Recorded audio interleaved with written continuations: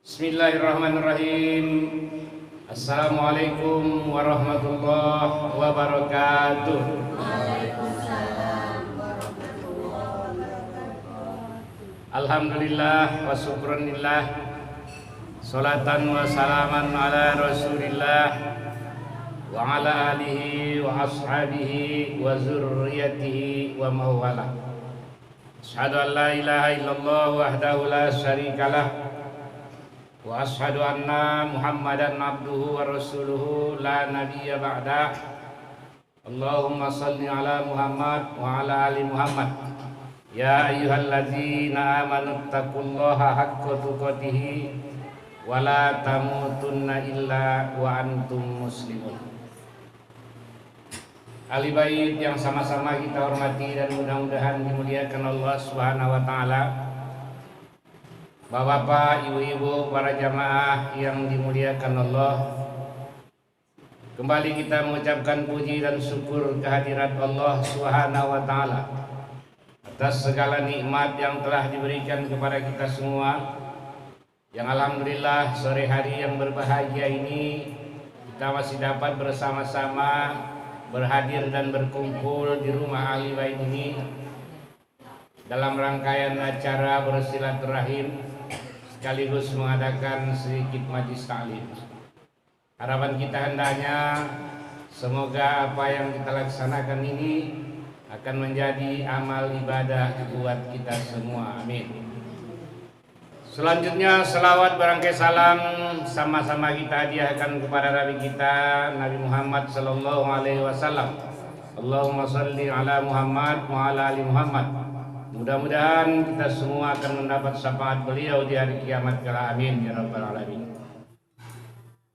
Bapak, ibu-ibu yang dimuliakan Allah, ada satu ayat Al-Quran yang tidak terlalu panjang, yang barangkali dan sudah yakin pasti mungkin semuanya kita sudah hafal.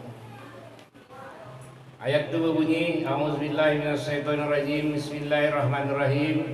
Inna a'tainakal kautsar fasholli li rabbika wanhar inna syani'aka huwal abtar. Kalau artinya Bu, sesungguhnya kami telah memberikan kepada Muhammad nikmat yang banyak. Oleh sebab itu, inna a'tainakal kautsar fasholli, salatlah kamu, wanhar, dan berkurbanlah kamu. Sungguhnya orang-orang yang membencimu wahai Muhammad, dialah yang terputus dari rahmat Allah. Alhamdulillah, kata ahli bait tadi, anak ahli bait, ya kan, si TV sekarang sudah berusia lebih kurang 17 tahun ya. Kebetulan akikah, ya kan, akikah. Nah, ibu-ibu yang dimuliakan Allah, sedikit bapak-bapak kita dulu membahas tentang akikah. Apa sebenarnya akikah? Akikah ini kalau dalam sebuah hadis Rasul katanya ini adalah tanggungan orang tua terhadap anaknya. Tapi tak wajib, Pak. Hukumnya sunnatan muakkadah. Sama dengan kurban juga hukumnya sunnatan muakkadah. Artinya sunnat itu muakkadah, dokat sudah kewajib, bunting jauh. Nah, itu dia. Jadi akikah ini sebagai ungkapan rasa syukur. Rasa syukur orang tua telah mendapatkan anugerah putra atau putri. Pada dasarnya akikah ini dilaksanakan anak sejak dia berumur 7 hari sampai sebelum dia balik. Itu awal dasarnya. Kata Rasulullah, kalau kamu mendapat kelahiran seorang anak, fa'azanal yumna wa iqamal yusra. Begitu lahir anak awak, Pak, Ibu, diajankan telinga kanannya, dikomatkan telinga kiri. Lam yusibhu musibyan, kata Rasul, mudah-mudahan dia tidak akan diganggu umusibyan. Apa yang umusibyan itu? Kata sebagian ulama, setan yang suka mengganggu anak-anak. Kalau bahasa gitu ini ada namanya kamu loyan-loyan. Kalau dokter namanya step kering. Karena panas kalau menurut ilmu kesehatan karena panas ya kan. Tapi kalau menurut kampung kata itu karena ada gangguan-gangguan. Setan yang mengganggu. Itulah yang dinamakan umus sibian. Tapi ada yang mengatakan lagi umus sibian itu sejenis penyakit. Nah itulah di togang-togang anak-anak ini kan jogang matanya bali-bali. Kemudian setelah itu berilah dia nama yang baik kata Rasul. Sejak umur 7 hari berilah dia nama yang baik. Cukurlah rambutnya. Kalau mampu pula timbanglah rambutnya itu Pak. Timbang pula lah emas sebanyak itu, sedekahkan terus. Bisa kira-kira. Jarang orang buat itu ya. Jarang. Dulu kan emas masih banyak ya kan. Nah, murah-murah dong emas kan. Iya, sekarang buah jadi diganti dengan emas ya. Emas diganti dengan buah. Kalau kata Rasul timbang ini rambutnya dicukur nih, timbang berapa on ya, berapa miligram. Timbang pula emas sebanyak itu sedekahkan. Tapi sekarang timbang buah, jadilah, ya kan? Kemudian buatlah namanya yang baik dan pada saat itu alirkanlah darah untuknya. Apa itu alirkan darah? Potonglah kambing. Kalau laki-laki 2 ekor, kalau perempuan 1 ekor. Tapi kalau memang laki-laki 1 ekor pun mampu, memadalah kata Rasul. Oh, bisa 1 ekor. Cukuplah memadalah kata Rasul. Apakah dia 2 ekor 1 ekor lagi ditangguhkan nanti? Bisa saja. Nah sekarang masalahnya apabila sudah dewasa masih bolehkah berakikah? Boleh. Bahkan udah tua kayak gitu nih mengakikahi diri sendiri boleh. Boleh. Boleh. Tapi kalau hanya satulah kesempatan yang awak miliki, udah dewasa begini, ada 2 tuntutan, kurban atau akikah? Kurban lah. Tapi kalau masih adanya pula 2 ekor kambing, besok bisa lagi dibeli kambing nanti, di saat kurban bisa lagi dibeli kambing, tak bakul. Bertambah pahala gitu, akikah lepas, kurban lepas. Nah, kalau akikah nih, ini orang tua ini, ya kan? Rasa syukurnya. Kalau kurban bu untuk kita sendiri, Pak. Padilah kurban itu luar biasa untuk kendaraan kita nanti di saat kita melewati titian Shiratal Mustaqim. Setiap tetes darahnya yang jatuh ke bumi jadi pengampunan dosa baik itu dari dosa yang kita lakukan pada masa yang lalu.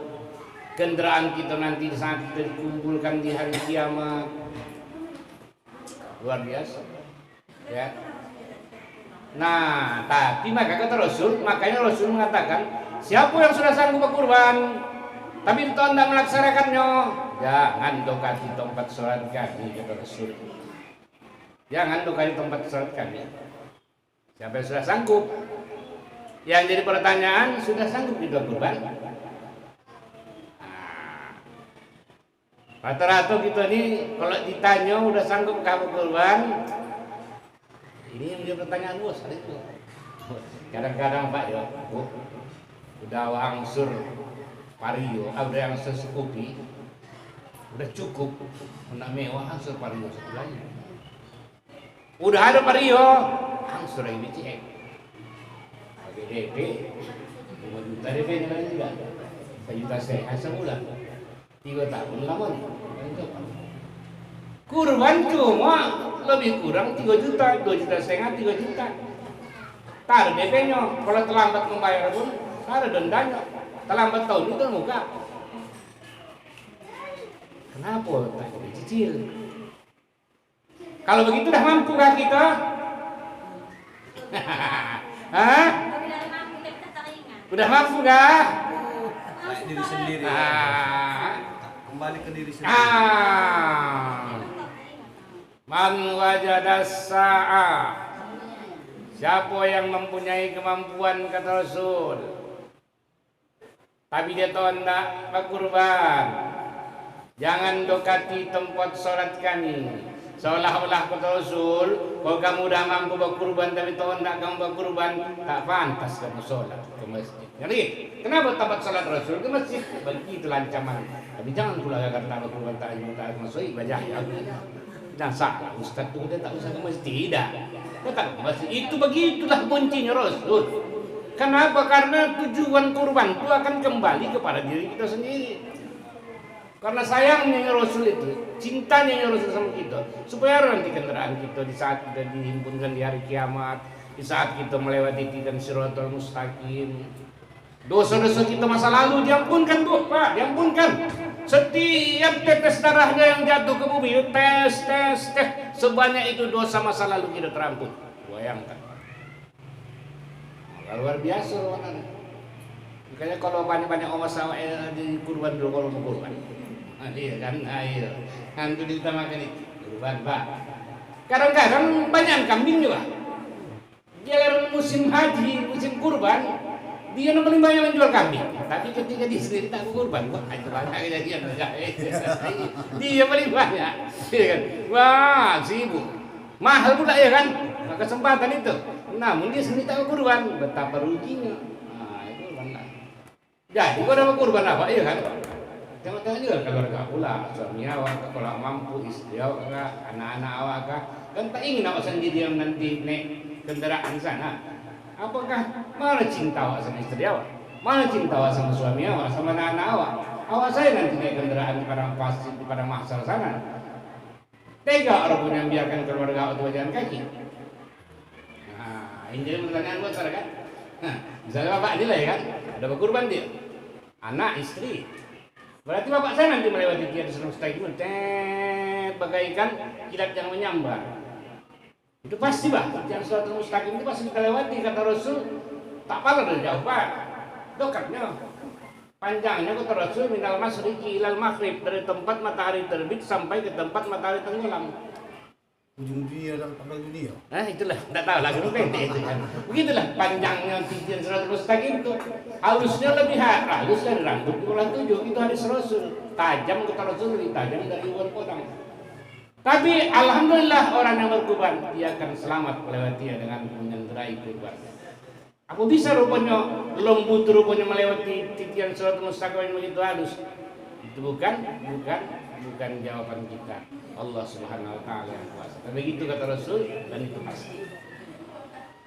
Nah, jadi yang timbul masalah kalau dia udah besar, bolehkah berkurban? Jangankan sudah besar, udah tua kayak gitu, ini boleh kita mengakikahi diri sendiri.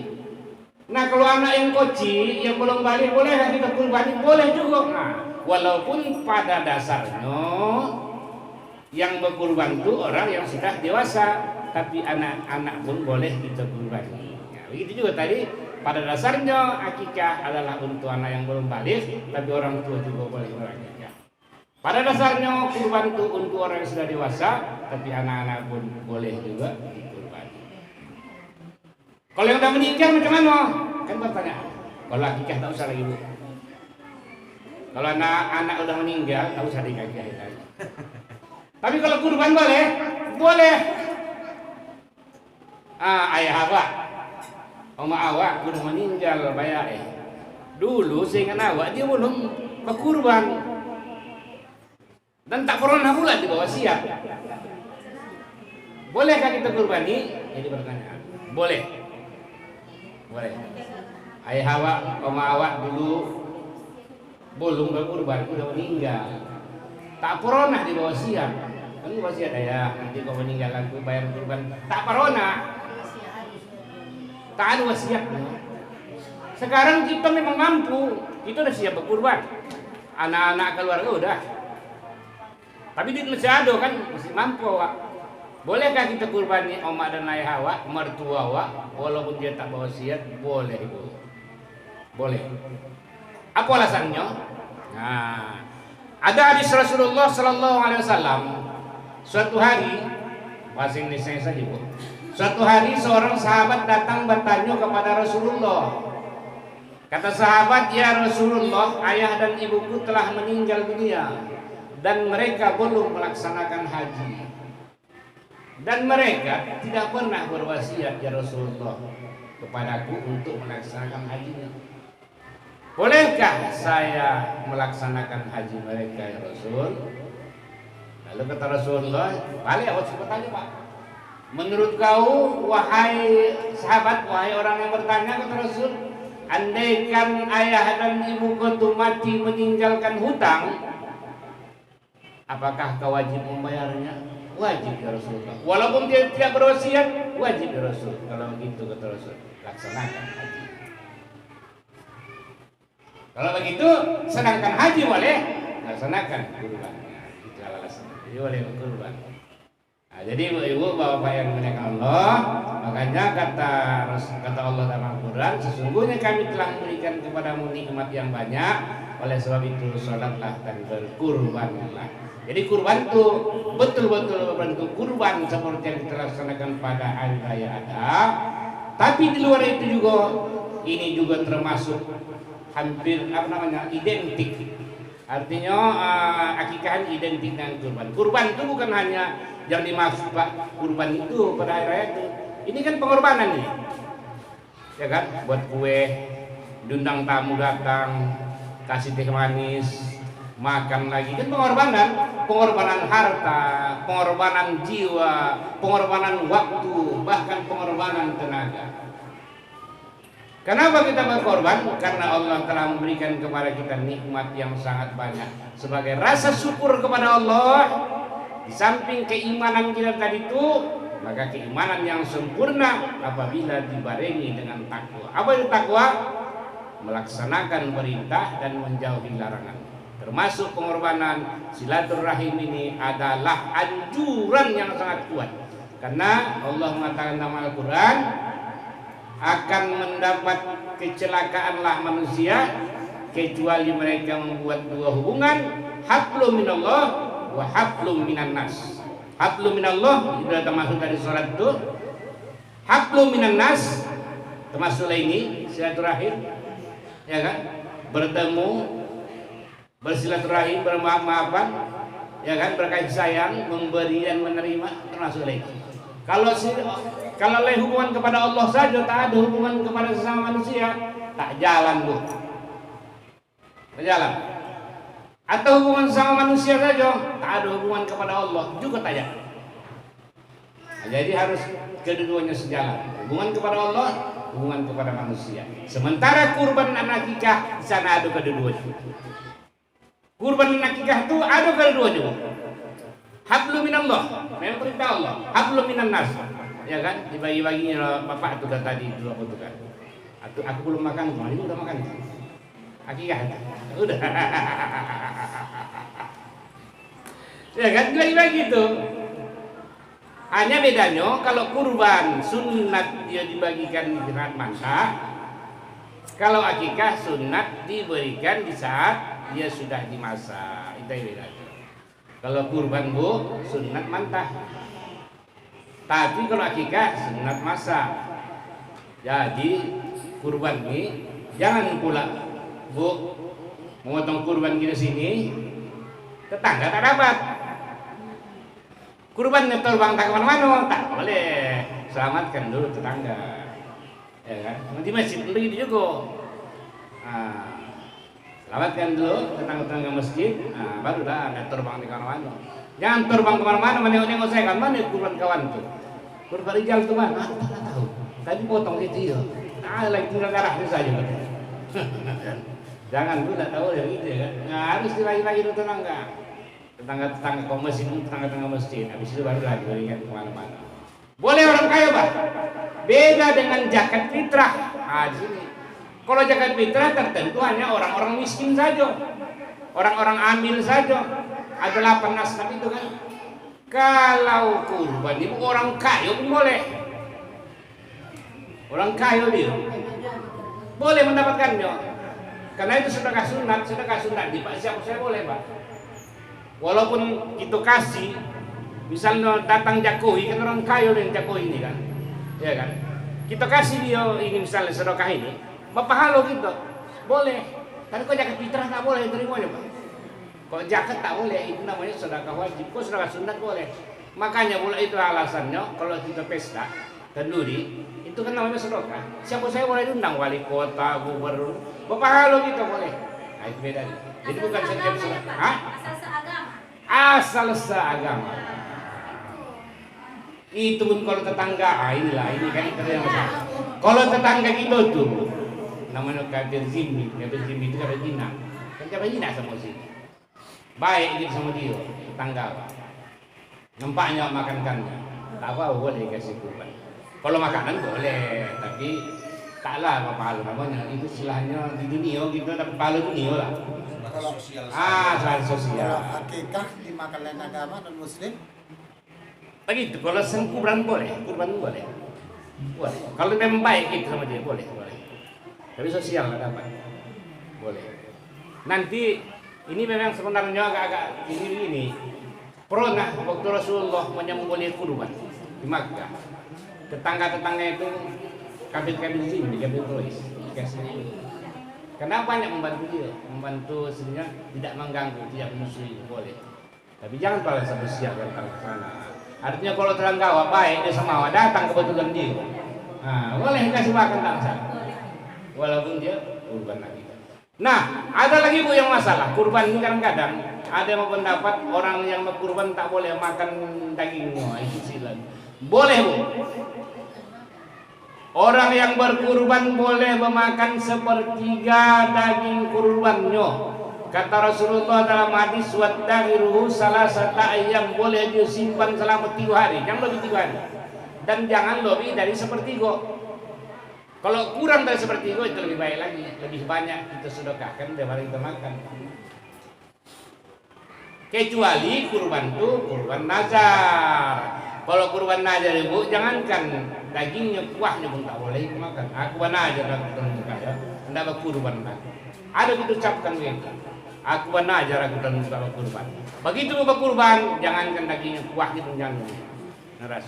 Tapi kalau kurban sunat, berkurban Ibu, misalnya tahun besok berkurban, makan aja. Ibu yang berkurban boleh, sepertiga boleh kita makan. Kurban nazar tadi? Tak boleh, kuahnya pun jangan. Kuahnya pun tak boleh. Iya. Kalau kekah nazar? Kalau kekah nazar, itulah kalau nazar dia sesuai dengan kurban itu. Tapi kurban ini suka penazar yang kau bisa. Tidaklah mana. Ya awak kan atau muka penazar pas kurban lagi. Bukan nazar. Oh niat suka bilang nazar baru. Ada kata nazar disebutkan. Oh. Nazar itu laka fi batni muharraran dalam Al-Quran. Menajahkan ada kata nazar. Bahwa kalau begitu nanti ngawal semua jadi nazar dia. Wajib semua itu.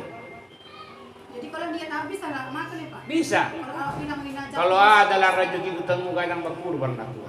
Boleh ikut nazar. Tapi kok banajah lah ketemu gak berkurban. Sehat kayak Ah, kurban iya. nazar. Ayo, walaupun tak ada kata-kata sehat lah, walaupun tak ada tujuannya, tapi ada kata nazar kita sebutkan situ. Tak bisa kau makan. Nazar lah. Tak boleh lah. Jangan lagi sebut kata nazar. Bahkan kata Rasulullah, orang yang berkurban sunat memakan hatinya. Kalau ibu memang suku hati lembu, ibu berkurban tahan kambing, ibu sunat memakan hatinya. Makanya kalau orang yang tahu, kalau biasanya kalau di masjid-masjid itu hati-hatinya dipotong itu khusus untuk orang-orang berkurban itu. Karena mau dapat awal. Tidak, orang yang memotong panitianya tuh, kalau dia paham dan mengerti, itu harus masukkannya kepada bagian orang-orang yang berkurban tadi. Lebihnya bagus dalam umum. Nah, jadi sunat, kata Rasul, sunat orang yang berkurban memakan hati kurbannya. Jadi jangan ibu tahu makan di orang sukuan dia kan tengok ada pula lagi tukar-tukar gula maksudnya kurban ibu sama bapak ini kurban tak ada perlu tukar-tukar boleh dimakan tengok kurban kita sendiri. Oma dibayar masak kau lah yang kau kasih aku. Oma kita takutan lah yang makan. Tidak boleh kecuali kurban nazar. Batasin kecuali kurban nazar. Ya kan? Kalau kurban yang tak nazar boleh ibu, boleh makan ibu lah. Sunat pula makan hati. Jadi kalau tak 2 kali bagus, 3 kali jadi tak apa-apa. Cuma lagi kalau rasa sekali, kalau memang ada pula keluarga, keluarga paham itu sama. Ya kan? Bapak misal, bapak berkurban.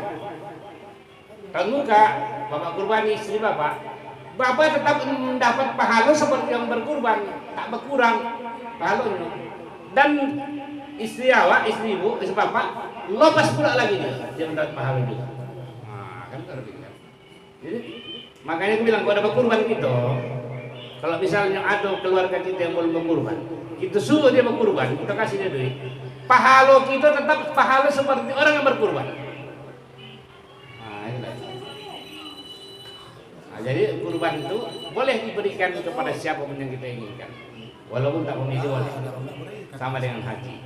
Nah, ibu-ibu yang dimuliakan Allah, oleh sebab itu kata Allah dalam Al-Quran itu sebagai rasa syukur, bersyukurlah. Siapa yang benci dialah terputus dari rahmat Allah. Kenapa? Banyak sudah nikmat yang diberikan Allah kepada kita semua yang tak dapat kita hitung dan kita nilai. Oleh sebab itu kita melaksanakan sholat tadi, Bu. Sholat itu hanya dua kuncinya. Yang pertama berterima kasih kepada Allah, yang kedua memohon, meminta kepada Allah. Sholat kan kunci cuma dua. Yang pertama bersyukur kepada Allah, ya kan? Kasih syukur pengabdian gitu. Yang kedua minta, ya kan? Makanya ada istilah sholat hajat, ya kan? Maka diwajibkan kita membaca surah Al-Fatihah, iyyaka na'budu wa iyyaka nasta'in itu. Kenapa? Karena inti sholat itu pertama bersyukur, yang kedua memohon, meminta. Ya, sholat. Makanya sholat ini bukan hanya sebatas kewajiban, tapi dia juga menjadi kebutuhan. Kenapa kita malas sholat? Kan ini pertanyaan.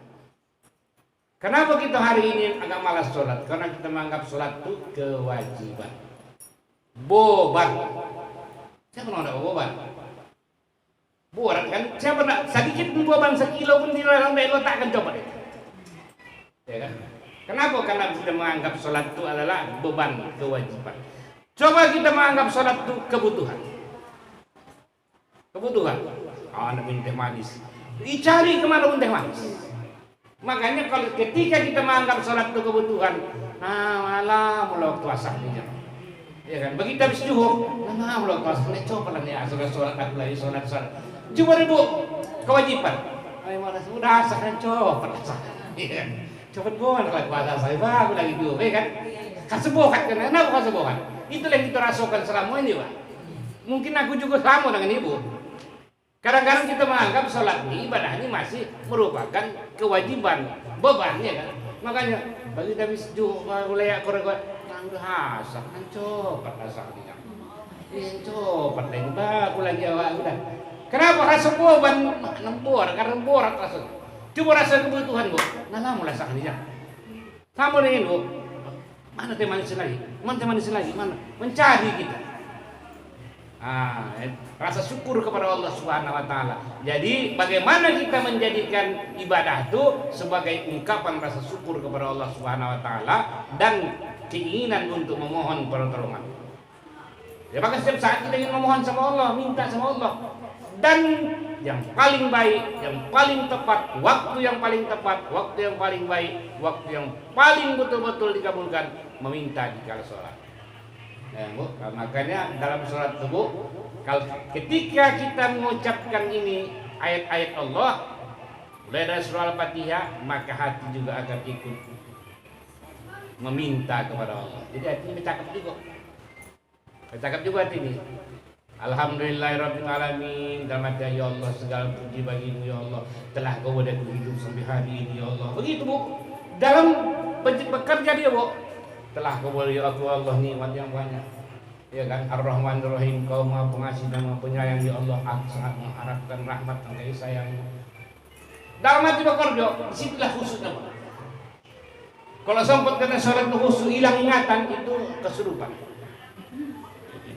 Kesurupannya kan? Allahu Akbar. Itu tak tahu hilang tuh ingatan, kesurupan. Iya kan? Kapan sebenarnya sholat khusyuk? Ketika hati kita bisa bekerja, memohon kepada Allah, menyatukan pikiran kita kepada Allah. Nah, ketika iya karena dulu ya karena saya itu, ibu boleh minta saja, asal minta itu tidak mencelakai orang lain dan minta itu tidak jalan-jalan yang dibenci oleh ini, murkai Allah Subhanahu Wa Taala. Nah, jadi ibu-ibu yang dimuliakan Allah, bagi kita semua yang belum berkurban, berniat hari ini, insya Allah semoga akan berkurban. Tak dapat tahun berikutnya. Tapi azam namanya, bukan hanya niat, azamlah, berazamlah dalam hati untuk melaksanakan kurban, ya kan. Dan bagi yang belum berakikah, boleh berakikah kalau sudah tua, ya kan. Tapi tidak pala lebih pentinglah kurban daripada akikah.